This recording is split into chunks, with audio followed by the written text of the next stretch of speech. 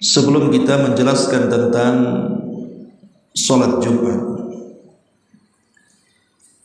kita akan menjelaskan tentang keutamaan-keutamaan yang berkaitan dengan hari Jumat. Dahulu di masa jahiliyah, hari Jumat itu tidak dikenal dengan nama Jumat, tetapi orang-orang di zaman itu mengenalnya dengan Yaum Al-Arubah,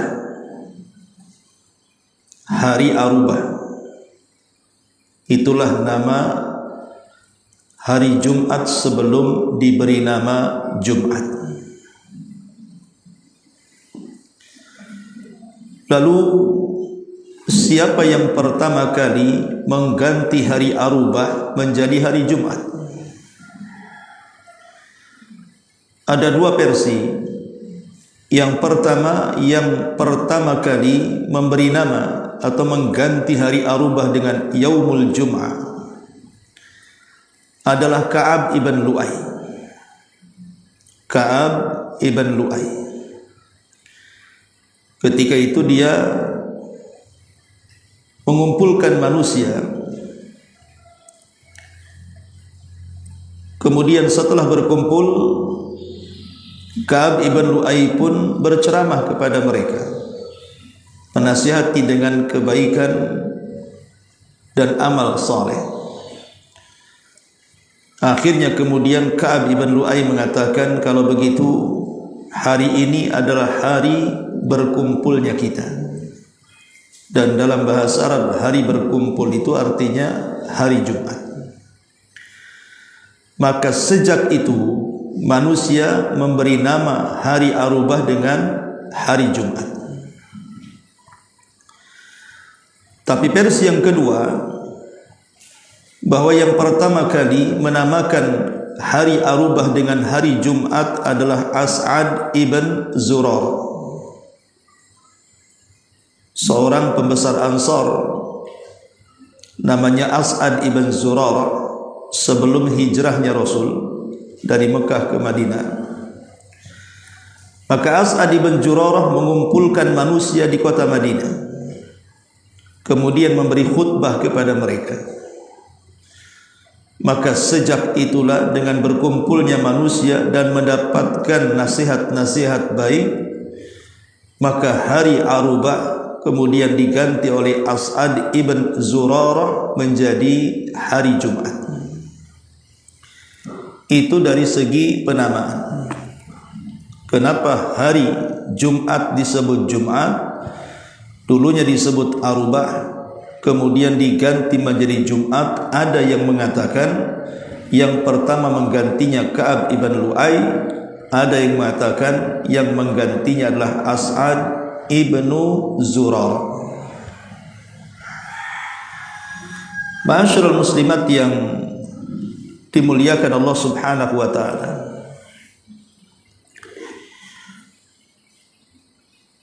dan hari Jumat bagi kaum muslimin adalah hari yang sangat penting sekali, sekaligus disebut hari Id, hari yang merupakan hari raya kaum muslimin. Sebagaimana orang-orang Yahudi memiliki hari Sabtu, kemudian orang-orang Nasrani memiliki hari Minggu, maka Islam juga memiliki hari Jumat sebagai hari raya setiap pekannya. Makanya Nabi SAW memerintahkan di hari Jumat untuk melaksanakan salat Jumat. Lalu siapa yang pertama kali melakukan salat Jumat? Ada yang mengatakan bahwa yang pertama kali melaksanakan salat Jumat adalah Mus'ab ibn Umar.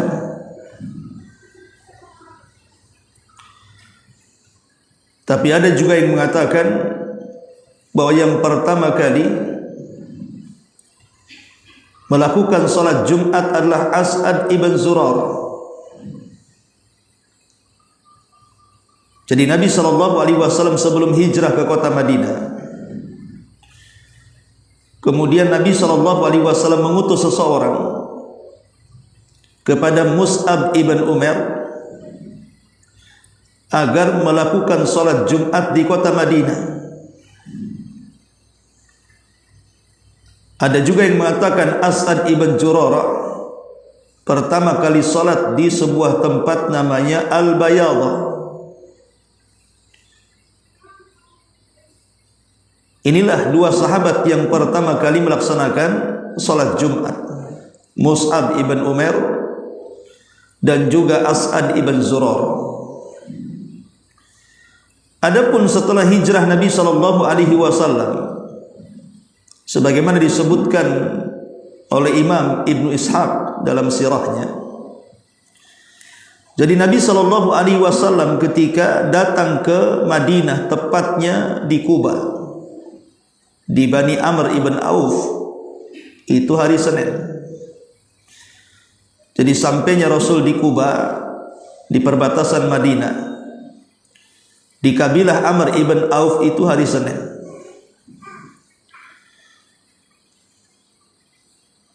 Kemudian Nabi SAW menetap di Kuba ini beberapa hari, dari hari Senin sampai hari Kamis.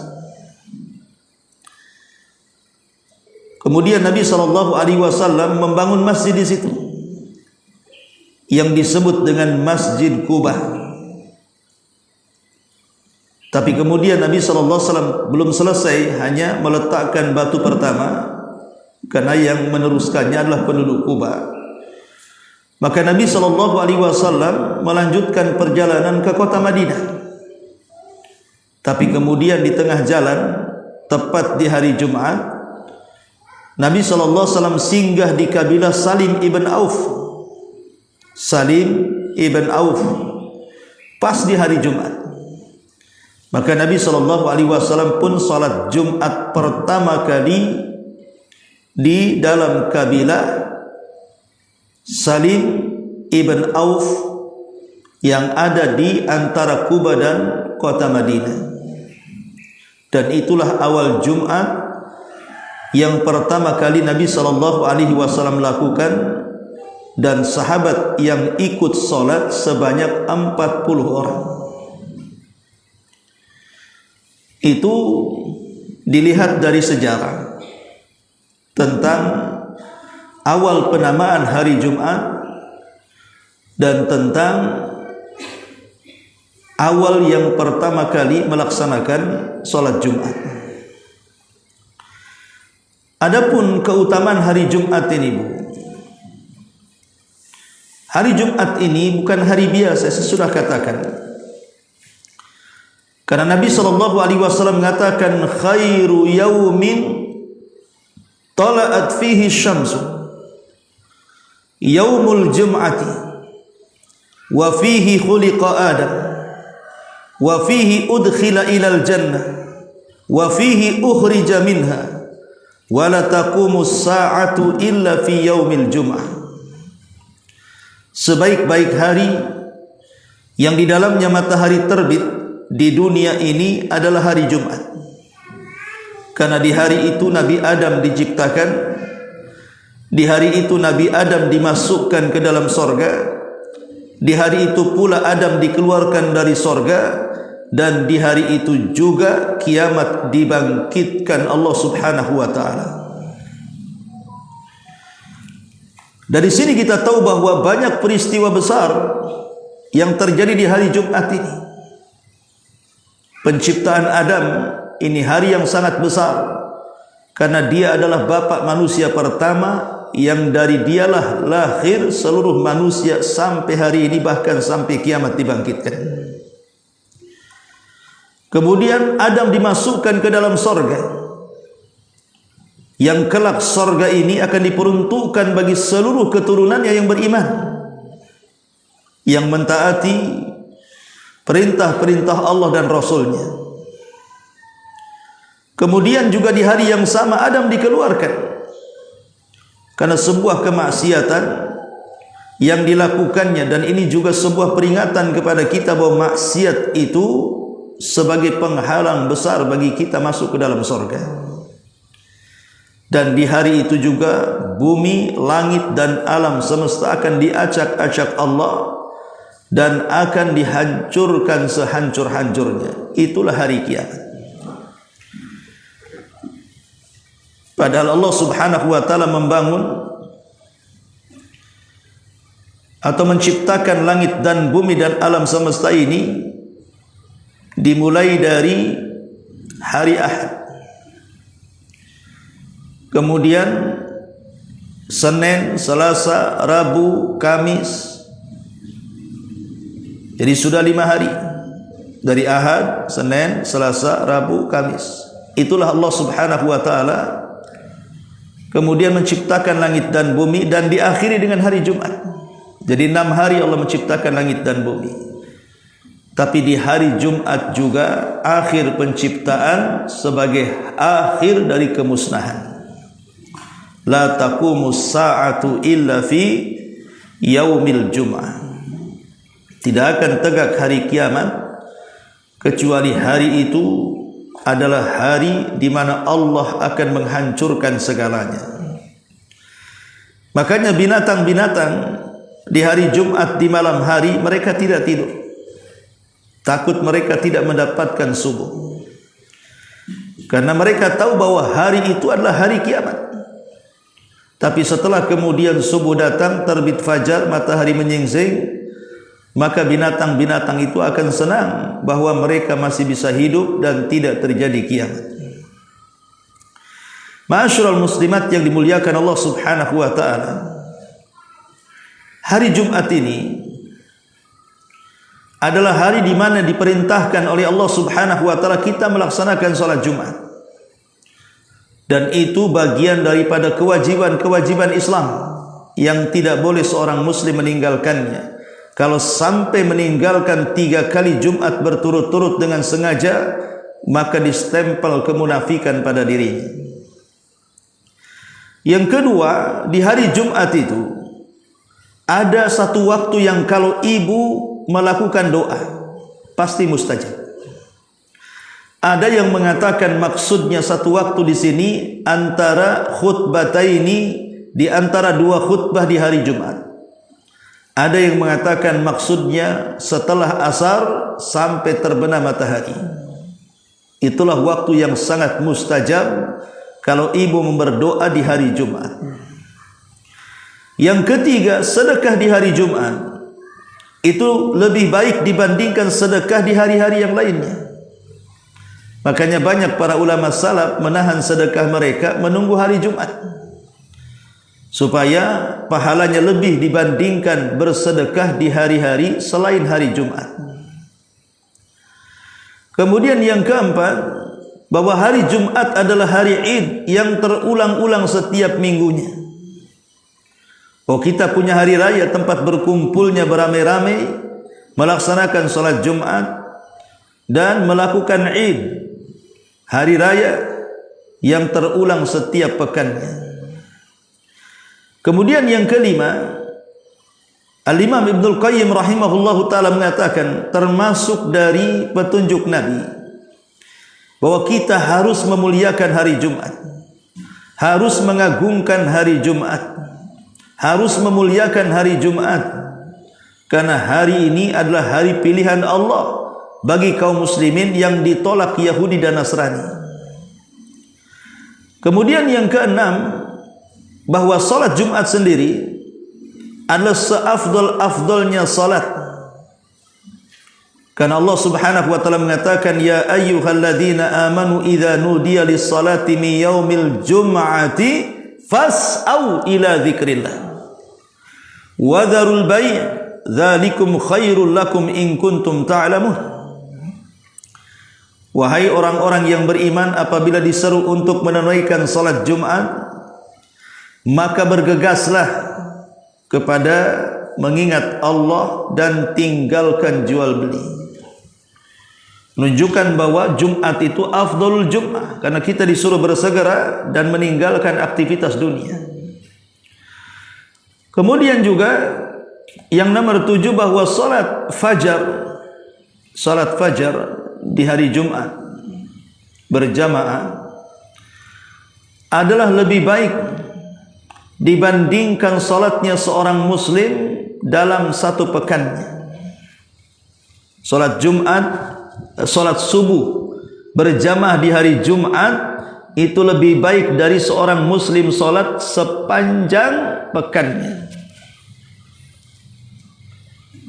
Kemudian yang nomor 8, dan itu yang nomor 7 berdasarkan hadis Nabi, afdalus salat as-salawati indallahi salatus subhi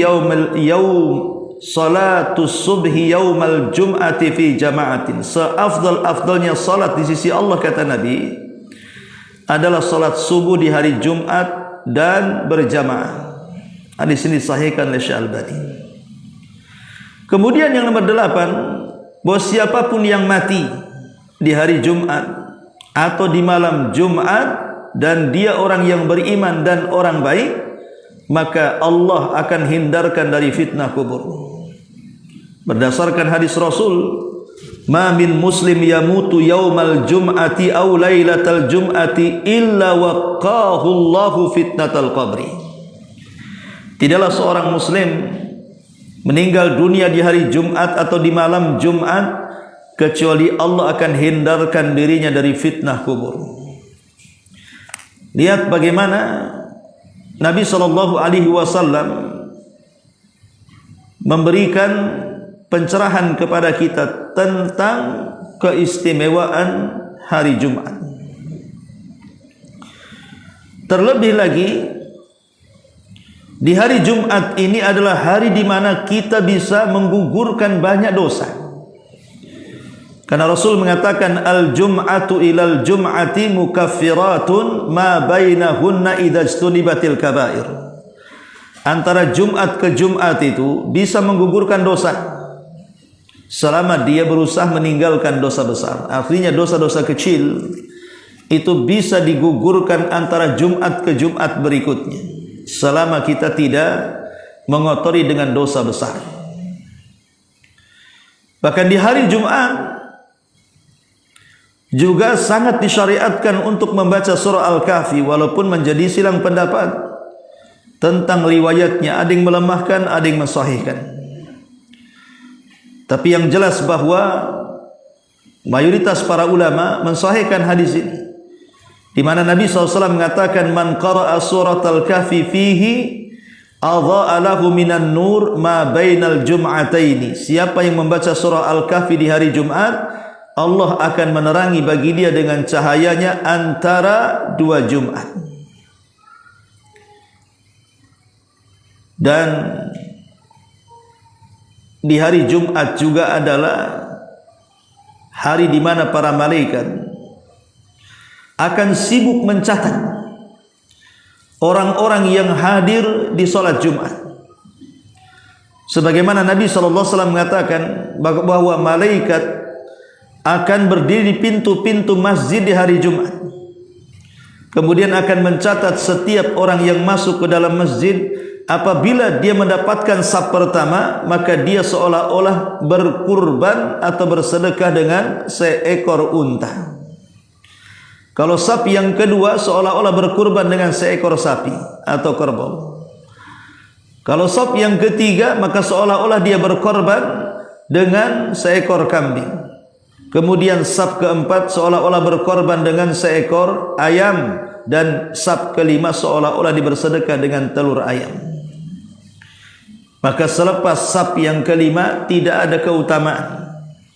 Dan apabila seorang imam sudah naik ke atas khutbah, maka malaikat sudah tidak akan mencatatnya lagi. Belum lagi di hari Jumat ini banyak ibadah-ibadah yang berpahala tinggi. Di antaranya apa? Di antaranya adalah disyariatkan yang memperbanyak salawat kepada Nabi SAW. dan salawat 1 kali kepada Nabi SAW, maka dia akan mendapatkan salawat 10 kali dari Allah Subhanahu wa taala. Dan makna salawat itu artinya kita memohon kepada Allah Subhanahu wa taala agar Nabi kita, agar Rasul kita dipuja namanya di hadapan malaikat di langit sana, di hadapan Jibril, Mikail, Israfil dan seluruh para malaikat yang lainnya. Kalau kita satu saja bersalawat, maka Allah akan bersalawat 10 kali. Artinya nama kita akan dipuji-puji Allah 10 kali di hadapan para malaikat. Kata Nabi SAW, inna min afdali ayyamikum yaumal jum'ah, fihi khuliqa Adam, wa fihi qubida, wa fihi nafkha, wa fihi sa'qa, fa akthiru alayya minas salati fihi, fa inna salatakum ma'rudatun alayya. Sesungguhnya seutama-utama hari di antara hari-hari kalian adalah hari Jumat. Di hari itu Adam diciptakan, di hari itu Adam diwafatkan, di hari itu terjadi peniupan sangkakala pertama, di hari itu terjadi peniupan sangkakala kedua. Maka perbanyaklah salawat kepadaku, karena salat kalian akan sampai kepadaku, kata Nabi SAW. Ma'asyiral muslimat yang dimuliakan Allah Azza wa Jalla. Jadi hari Jumat itu hari ibadah. Hari Jumat itu hari di mana kita bisa lebih mendekatkan diri kepada Allah Subhanahu wa taala. Jangan sampai hari terbaik ini kemudian luput kebaikan pada kita. Makanya ada istilah para ulama, man farrata fi khairati hadzal yaum fatahu khairun katsirun. Barang siapa yang lenyap kebaikan di hari itu, maka hilanglah kebaikan yang banyak pada dirinya. Artinya siapa yang tidak menggunakan kesempatan mencari sebaik-baiknya pahala di hari Jumat, maka telah banyak kehilangan waktu untuk meraihnya. Bayangkan kalau usia kita ini sekarang sudah 40-50 tahun, sudah berapa Jumat lewat pada kita? Sudah berapa Jumat yang berlalu pada kita? Dan sudah berapa Jumat yang kita lalaikan? Yang sudah berapa Jumat juga mungkin kita tidak pedulikan. Mungkin sebagian kita ini menyamakan hari Jumat dengan hari yang lainnya, seolah-olah tidak ada bedanya kok Jumat dengan Sabtu, Sabtu dengan Ahad dengan Jumat, Kamis dengan Jumat, Selasa dengan Jumat, Senin dengan Jumat. Padahal ada perbedaan jauh. Karena ada keagungan yang dimiliki di hari Jumat yang tidak diberikan kepada hari-hari yang lain selain daripada hari Jumat. Makanya hari Jumat ini harusnya seorang muslim menjadikan hari di mana seseorang mengagungkan, memuliakan, menghormati hari Jumat dengan cara memperbanyak ibadah dan memperbanyak ketaatan kepada Allah Subhanahu wa taala. Ma'asyiral muslimat yang dimuliakan Allah Subhanahu wa taala. Ini di antara keutamaan yang disebutkan para ulama tentang keajaiban keutamaan di hari Jumat. Baik, kalau kita sudah tahu keutamaannya, maka ada ibadah-ibadah secara umum sebaiknya dilakukan di hari Jumat. Seperti umpamanya memperbanyak membaca Al-Quran di hari Jumat. Bukan hanya sekedar surah Al-Kahfi saja, tapi semua surat, umpamanya setelah membaca surah Al-Kahfi kita tambah dengan surat-surat yang lainnya. Karena bagaimanapun membaca Al-Quran di hari yang sangat dimuliakan Allah Subhanahu wa ta'ala, tentu juga pahalanya akan dilipat gandakan dibandingkan dia melakukannya di hari-hari yang lainnya. Termasuk juga memperbanyak salat sunnah. Bagi laki-laki yang datang di hari Jumat, mungkin dia pagi-pagi datangnya jam 9 atau jam 10, artinya kenaiknya imam menjadi khatib itu kan jaraknya 2 jam lebih, bisa digunakan untuk memperbanyak salat sunnah mutlak. Dan itu sangat dianjurkan oleh Nabi SAW tentang salat sunnah mutlak ini.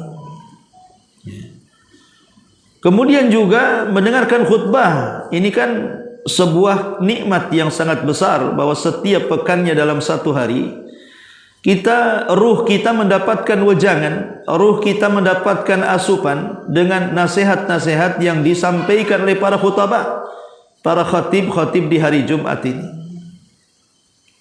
Maka sibukkanlah di hari Jumat itu dengan mencari kebaikan. Ma'asyiral muslimat yang dimuliakan Allah Subhanahu wa taala. Baik, kita akan masuk kepada buku yang kita baca di sini. Materi ke-10, salat Jumat. Adapun hukum salat Jumat hukumnya wajib berdasarkan firman Allah Azza wa Jalla surah Al-Jum'ah ayat 9 yang sudah saya baca tadi. Ditambah Nabi SAW mengancam dan mengatakan la yantahiyanna aqwamun an wad'ihimul jumu'ati aw la yahtimannallahu ala qulubihim thumma la yakunanna minal ghafilin. Hendaklah kaum-kaum menghentikan kebiasaan meninggalkan salat Jumat, atau Allah akan menutup rapat hati mereka, lalu mereka benar-benar menjadi orang-orang yang lalai. Orang yang selalu meninggalkan salat Jumat lebih daripada 3 kali berturut-turut, apalagi sama sekali tidak mau salat Jumat, dipastikan orang itu pemalas ibadahnya. Dan orang itu akan lalai, hatinya tertutup, diberikan nasihat pun tidak akan mempan itu. Apalagi tergerak untuk melakukan kebaikan. Karena kalau sudah tertutup hati seseorang, ibadah apapun maka tertutup bagi dia, malas untuk melakukannya. Dan ini bahaya. Salah satu penyebabnya adalah karena suka meninggalkan Jumat. Dan Rasul mengatakan al-jum'atu haqqun wajibun ala kulli muslimin fi jama'atin illa arba'atun abdun mamlu aw imra'atun aw sabiyyun aw maridun. Salat Jumat adalah hak yang wajib atas setiap muslim, harus dilakukan secara berjamaah. Kecuali 4 orang saja yang tidak wajib Jumat tapi tetap duhur. Pertama, hamba sahaya, yang kedua seorang wanita, yang ketiga anak kecil, dan yang terakhir orang sakit. Bagi yang tidak wajib Jumat, maka mereka wajib salat duhur. Adapun hikmah di sini, kenapa kemudian salat Jumat itu sangat dianjurkan? Lalu apa hikmahnya? Dijelaskan di sini. Adapun di antara hikmah disyariatkannya salat Jumat adalah mengumpulkan orang-orang dewasa yang mampu mengemban tanggung jawab di antara penduduk satu daerah atau perkampungan, dan keterangan yang berkaitan dengan hal-hal atau perkampungan setiap minggu di satu tempat untuk mengetahui setiap ketentuan dan keterangan yang berkaitan dengan hal-hal yang ditemukan dan peristiwa yang terjadi yang diutarakan kaum muslimin, dan khilafah mereka yang terkait dengan kemaslahatan urusan agama dan dunia. Artinya manusia itu kan dalam satu pekan sibuk masing-masing, sibuk dengan pekerjaan, sibuk dengan peniagaan, sibuk dengan urusan-urusan yang lainnya. Jadi ada satu hari mereka berkumpul. Disitulah saatnya berdiskusi, bersilaturahim. Yang tidak ketemu satu pekan, akhirnya ketemu satu pekan. Bisa ngobrol, reuni bahasa kitanya, bisa memberikan saling tukar pikiran, baik urusan agama atau dunia, informasi kerjaan, dan begitu seterusnya. Ini momen silaturahim. Ya. Kemudian juga mereka dapat mendengar anjuran serta peringatan, janji serta ancaman Allah yang dapat membangkitkan semangat dalam menunaikan sejumlah kewajiban mereka serta menolong mereka supaya menunaikannya dengan sungguh-sungguh dan penuh ketekunan selama 1 minggu. Karena orang yang hadir di hari Jumat untuk sholat Jumat mendengarkan khutbah, maka khutbah itu kan salah satu rukun khutbah adalah memberikan nasihat untuk senantiasa bertakwa. Bertakwa kepada Allah. Makanya khatib-khatib Jumat itu sebelum mereka menyampaikan Jumat biasanya memberikan wejangan dan mengingatkan tentang rukun Jumat agar kita semakin bertakwa. Makanya ulama mengatakan gagalnya manusia mendatangi sholat Jumat itu ketika selesai Jumat kondisinya tidak lebih baik dibandingkan kemarin. Artinya nasihat takwanya enggak mempan, ya. Hikmah-hikmah tersebut dapat terlihat nyata bagi orang-orang yang mau merenungkan sejumlah persyaratan serta kehususan sholat Jumat, karena di antara persyaratan terkait erat dengan keberadaan satu perkampungan, satu jamaah, satu masjid dan persatuan.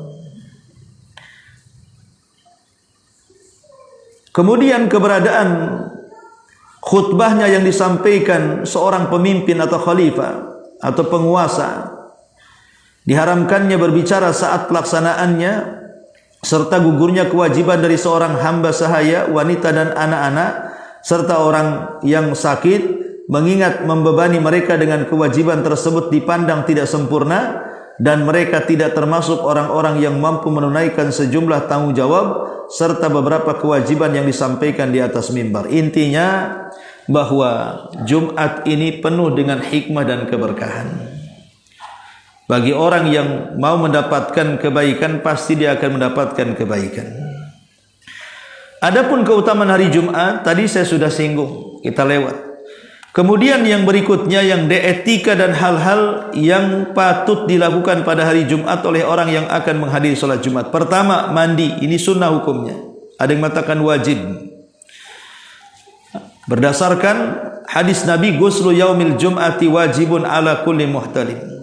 Mandi hari Jumat diwajibkan atas setiap orang yang telah ikhtilam, artinya telah balik. Jadi disunahkan mandi bagi laki-laki, terutama ketika hendak sholat Jumat. Ada yang mengatakan sunnah, ada yang mengatakan wajib. Yang kedua, mengenakan pakaian bersih dan memakai wangi-wangi. Kenapa? Karena kita akan berjumpa dengan orang banyak. Jangan sampai penampilan kita lusuh, jangan sampai bau kita tak sedap. Makanya berpakaian yang bersih. Makanya ibu kalau punya suami, maka khusus hari Jumat ibu persiapkan pakaiannya. Ibu cuci, setrika, kasih wangi-wangi. Karena suami ibu akan berjumpa dengan banyak orang. Jangan sampai kemudian lusuh pakaiannya dan busuk pula baunya. Dan itu menghilangkan reputasi. Itu suami siapa itu? Oh, suaminya Umi Anu. Kalau suaminya kotor, pasti istrinya juga lebih kotor pula. Nanti ibu juga yang kena. Nah, berdasarkan sabda Nabi SAW, ala kulli muslim al-ghuslu yaumal jum'ati wa yalbasu min salihi thiyabihi wa in kana lahu tibun massa minhu. Diwajibkan atas setiap muslim mandi pada hari Jumat, memakai pakaian yang bersih, dan jika ia memiliki wewangian maka hendaklah dia memakainya. Yang ketiga, berangkat pagi-pagi ke masjid. Bagi orang-orang yang hendak menghadiri sholat Jumat sebelum tiba waktunya. Karena ini keutamaannya besar, Bu. Makanya ibu bisa dorong-dorong suami, cepat ke masjid sana, ini hari Jumat loh. Ya. Karena Nabi mengatakan, man igtasala yaumal jum'ati lal janabati thumma raha fi sa'atil ula faka'annama qarraba badanatan wa man raha fi sa'ati thaniyati faka'annama qarraba baqaratan wa man raha fi sa'ati thalithati faka'annama qarraba kabshan aqran wa man raha fi sa'ati rabi'ati faka'annama qarraba dajajatan wa man raha fi sa'atil khamisati faka'annama qarraba baydatan fa idza kharajal imam hadaratil malaikatu yastami'una dzikra. Kata Nabi, barang siapa yang mandi pada hari Jumat sebagaimana mandi jenabah, Siapa yang mandi di hari Jumat, prakteknya seperti mandi junub. Jadi mandi Jumat dengan mandi junub itu sama bentuknya. Kemudian berangkat pada waktu yang pertama, maka seakan-akan dia berkurban dengan seekor unta. Barang siapa yang berangkat pada waktu yang kedua, maka seakan-akan berkurban dengan seekor sapi. Barang siapa yang berangkat waktu ketiga, seakan-akan berkurban dengan seekor kambing. Barang siapa yang berangkat pada waktu keempat, maka seakan-akan dia berkurban dengan seekor ayam. Dan barang siapa yang berangkat pada waktu kelima, maka seakan-akan dia berkurban dengan sebutir telur ayam. Jika imam telah datang, niscaya para malaikat datang untuk mendengarkan khutbah daripada khatibnya. Lihat bagaimana Bu. Jadi ibu kalau bisa ngoyak-ngoyak suami, supaya ibu dapat pahala juga. Kenapa? Karena Rasul mengatakan man dalla ala khairin kafaili. Orang yang menunjukkan kepada kebaikan pahalanya sama Bu. Ibu memang tidak ikut sholat Jumat, tetapi suami yang sholat Jumat. Tapi ibu yang menjadikan suami bersegera untuk Jumat, maka ibu mendapatkan pahala seperti yang didapatkan suami. Kemudian yang keempat, salat sunnah 4 rakaat atau lebih ketika masuk masjid. Nabi mengatakan la yaghtasilu rajulun yaumal jum'ah wa yatatahharu mastata' min tuhrin wa yudahinu min duhnin aw yamussu min tibi baitihi thumma yaruhu ilal masjid wa la yufarriqu baina itsnaini thumma yusalli ma kutiba lahu thumma yansitu lil imami idza takallam illa ghufira lahu minal jum'ati ilal jum'atil ukhra ma lam yaghshal kaba'ir. Tidaklah seorang mandi pada hari Jumat bersuci menurut kesanggupannya, memakai minyak wangi atau wewangian yang ada di rumahnya. Kemudian dia berangkat ke masjid dengan tidak memisahkan di antara dua orang yang sedang duduk. Artinya tahu diri kalau dia datang belakangan, jangan menerabas di tengah-tengah orang yang sedang duduk ingin dapat yang sop yang paling depan. Nasib sajalah. Ya sop depan ya wajar mereka dapat karena mereka datang pagi-pagi. Kalau yang akhir-akhir ingin dapat yang depan sampai melangkah-langkahkan pundak orang, haram hukumnya, tidak boleh. Ya, ini maksudnya tidak boleh memisahkan di antara dua orang yang sedang duduk. Lalu menunaikan salat yang diwajibkan kepadanya. Lalu dia diam saat imam sedang khutbah. Kemudian dosanya akan diampuni hari Jumat sehingga hari Jumat berikutnya selama tidak mengerjakan perbuatan dosa. Di sini ada kata-kata summa yusalli. Summa yusalli ma kutiba lahu. Dia pun salat sesuai dengan keinginannya. Itu namanya salat mutlak Bu. Itu tidak dibatasi berapa rakaat, 2 rakaat salam, 2 rakaat salam, 2 rakaat salam, 2 rakaat salam sampai imam naik khutbah. Mau 100 rakaat tidak apa-apa. Kalau datangnya pagi gitu ya. Itu namanya salat mutlak. Kemudian yang nomor 5, menghentikan bacaan dan perbuatan sia-sia seperti memain-mainkan kerikil dan lainnya ketika imam berkhutbah berdasarkan sabda Nabi. Idza qulta li sahibika yaumal jum'ati wal imamu yakhtub ansit faqad laghauta. Jika kamu berkata kepada sahabatmu di hari Jumat pada saat imam sedang khutbah, diamlah engkau, maka sungguh kamu telah melakukan perbuatan yang sia-sia. Kata Rasul, man massal hasa faqad lagha wa man lagha fala jum'atalah. Barang siapa yang mengusap-ngusap kerikil untuk membersihkan tempat sujudnya, niscaya ia telah melakukan perbuatan yang sia-sia. Sedang barang siapa yang melakukan perbuatan yang sia-sia, maka Jumatnya tidak dianggap. Jadi membersihkan sajadah saja Bu, nepuk-nepuk sajadah supaya tidak ada debunya. Sementara imam sedang khutbah, itu sudah tidak dianggap Jumatnya. Lah di zaman sekarang orang bawa handphone Bu. Kadang-kadang dia lupa, tidak silent, kadang-kadang sengaja gitu ya. Orang lagi khutbah kerangkring kan gitu. Bukannya dimatikan malah dijawab pula. Ya. Maka ini musibah di zaman sekarang ini. Banyak orang yang sia-sia Jumatnya gara-gara main handphone. Ini yang ke-5. Yang ke-6, jika seseorang memasuki masjid ketika imam sedang khutbah, hendaklah dia tetap sunnah tahiyatul masjid. Jangan duduk. Kata Nabi, idza dakhala ahadukum yaumal jum'ah wal imamu yakhthub falyarka' rak'ataini wal yatajawwaz fihima. Jika salah seorang di antara kalian memasuki masjid pada hari Jumat ketika imam sedang khutbah, hendaklah ia ruku, maksudnya salat 2 rakaat tahiyatul masjid, dan hendaklah melakukannya dengan ringan, supaya jangan sampai kita masih salat khutbahnya sudah selesai. Ya, artinya ya ringan-ringan saja, kulhu, inna a'tayna, ya surat pendek-pendek aja. Ya. Kemudian yang nomor 7, makruh melangkahi pundak jemaah. Karena Rasul pernah mengatakan kepada orang yang melewati pundak jemaah, ijlis faqad adzaita. Duduk, kamu sudah menyakiti orang itu. Dan dalam hadis yang lain, la yufarriqu baina tsnaini, dan hendaklah dia tidak memisahkan di antara 2 orang yang sedang duduk, masuk ke sela-selanya, tidak boleh, haram. Termasuk yang ke-8, haram melakukan transaksi jual beli ketika diseru untuk menunaikan salat Jumat. Berdasarkan nas Quran, tidak boleh jual beli. Idza nudiya lis-shalah mi yaumil jum'ah fas'au ila dzikrillah wa darul bai'. Apabila diseru untuk menaikkan salat Jumat, maka bersegeralah kalian kepada mengingat Allah dan tinggalkan jual beli. Kalau orang sedang khutbah melakukan transaksi jual beli, batal jual belinya.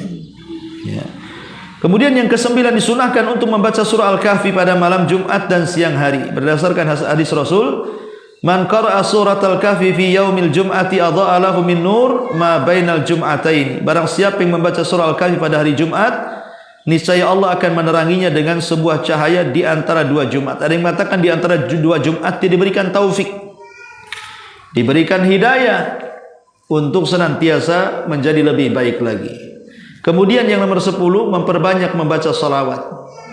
Sebagaimana sudah dijelaskan, karena Rasul mengatakan, akthiru alayya minas salati yaumal jum'ah wa lailatal jum'ah, faman fa'ala dzalik kuntu lahu syahidan wa syafi'an yaumal qiyamah. Perbanyak membaca salawat atasku pada hari Jumat, kata Nabi, dan pada malam harinya juga boleh. Barang siapa yang melakukan hal tersebut, kata Nabi, niscaya aku akan menjadi saksi bagi dia pada hari kiamat, bahkan aku akan berikan syafaat bagi dia pada hari kiamat. Jadi lihat bagaimana keutamaan salawat di hari Jumat. Rasul akan menjadi saksi bagi kita di dunia saja, Bu. Kalau umpamanya kita memenikahkan putri kita, kemudian dihadiri sebagai saksinya oleh menteri, oleh presiden, apalagi udah bangganya luar biasa. Yo, ngomong di mana-mana. Waktu anakku meninggal, Pak Prabowo hadir, umpamanya kan. Wah, udah luar biasa diviralkan tuh. Bagaimana di hari kiamat Allah yang jadi saksi? Tentu lebih bangga lagi lah. Ya, bahkan Nabi juga akan, Nabi menjadi saksi, Nabi jadi saksi, dan Nabi juga berikan syafaat pertolongan. Kemudian yang terakhir, memperbanyak doa pada hari Jumat, dikarenakan di dalamnya terdapat satu waktu kalau di seorang muslim berdoa dikabulkan doanya, sehingga seorang berdoa tepat pada waktu itu, niscaya Allah akan mengabulkan doa dan memberikan satu hal yang dimintanya. Inna fi yaumil jum'ati la sa'atan la yuwafiquha 'abdun muslim yas'alullaha fiha khairan illa a'tahu iyahu.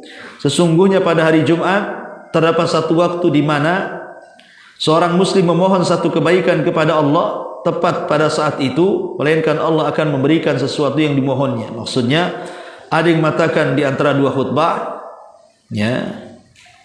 Dan di sini menurut satu pendapat bahwa saat tersebut adalah semenjak imam datang hingga sholat Jumat selesai. Jadi ibu kan bisa dengar itu, umpamanya ibu dengar suara di masjid azan. Berarti kalau sudah azan kedua, bagi yang azan kedua atau azan cuma 1 kali, berarti sudah ada sinyal kan, Bu, imam naik mimbar. Nah, disitulah ibu bisa berdoa. Ya, karena ada yang mengatakan bahwa itulah waktu mustajab ketika imam naik mimbar sampai selesai khutbah. Yang kedua, ada yang mengatakan itu di antara salat asar dan maghrib. Itulah waktu yang sangat mustajab. Ya. Baik, masyarul muslimat yang dimuliakan Allah Subhanahu wa taala. Adapun syarat-syarat Jumat di sini ada 5. Pertama harus laki-laki, wanita tidak diwajibkan. Harus merdeka, berarti budak tidak diwajibkan. Baligh, berarti anak-anak kecil yang belum balik tidak diwajibkan. Sehat, berarti orang sakit tidak wajib Jumat. Tapi sakit yang menjadikan dia memang tidak datang. Kalau sakit kepala sikit saja ya datanglah kan itu. Kemudian yang nomor 5 berada di tempat. Artinya kalau dia musafir tidak wajib Jumat. Tapi bagaimanapun yang tidak diwajibkan Jumat tetap wajib sholat zuhur. Ini syarat wajib Jumat. Adapun syarat sah sholat Jumat ya, tidak dilaksanakan di satu perkampungan. Pertama dilaksanakan di satu perkampungan. Jadi salat Jumat itu harus di sebuah perkampungan. Jadi tidak sah salat Jumat yang dilaksanakan di daerah pedalaman atau dalam perjalanan, karena pada masa Rasul tidak pernah dilakukan salat Jumat kecuali di satu kota atau di satu perkampungan. Kemudian yang kedua dilaksanakan di masjid. Tidak sah salat Jumat itu dilaksanakan di lapangan. Harus di masjid. Ya. Tentu hikmahnya banyak supaya tidak kepanasan, kedinginan kalau hujan, kemudian juga mengganggu fasilitas, mengganggu kesehatan dan begitu seterusnya ya. Yang ketiga khutbah.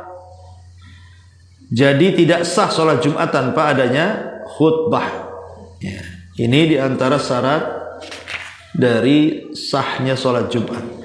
Adapun yang selanjutnya, salat Jumat tidak diwajibkan atas orang yang jauh dari satu perkampungan. Jadi salat Jumat tidak wajib atas orang yang jauh dari satu kota atau satu perkampungan yang di dalamnya didirikan salat Jumat dengan jarak lebih dari 3 mil. Umpamanya orangnya di hutan, kerja kebun, sementara masjidnya jauh kali kan itu. Berarti kalau seandainya kalau ke masjid itu harus malamnya itu naik motor, berjam-jam baru sampai. Ini tidak diwajibkan. Berarti cukup zuhur saja. Kemudian orang-orang yang hanya mendapatkan 1 rakaat salat Jumat atau kurang dari itu. Kata Rasul, man adraka minas salati rak'atan faqad adrakaha kullaha. Barang siapa yang mendapatkan 1 rakaat dari 1 salat, berarti ia telah mendapatkan seluruhnya. Artinya kalau dia masbuk, mendapatkan ruku imam pada rakaat kedua, berarti dia telah mendapatkan Jumat, tinggal tambah 1 rakaat. Tapi kalau seandainya dia mendapatkan imam sudah tasyahud akhir, maka dia tidak boleh sholat 2 rakaat, tapi harus 4 rakaat kembali ke zuhur. Kenapa? Karena dia tidak mendapatkan 1 rakaat dari sholat Jumat. Ya. Kemudian jumlah penyelenggara sholat jamaah sholat Jumat di sebuah daerah. Jika masjid raya sudah tidak mampu menampung jemaah dan tidak dapat diperluas lagi, maka dibolehkan mendirikan Jumatan di satu masjid atau di sejumlah masjid yang lain di daerahnya. Jadi kalau sudah nggak muat ya cari masjid lain, jangan numpuk di situ gitu maksudnya ya. Ya ini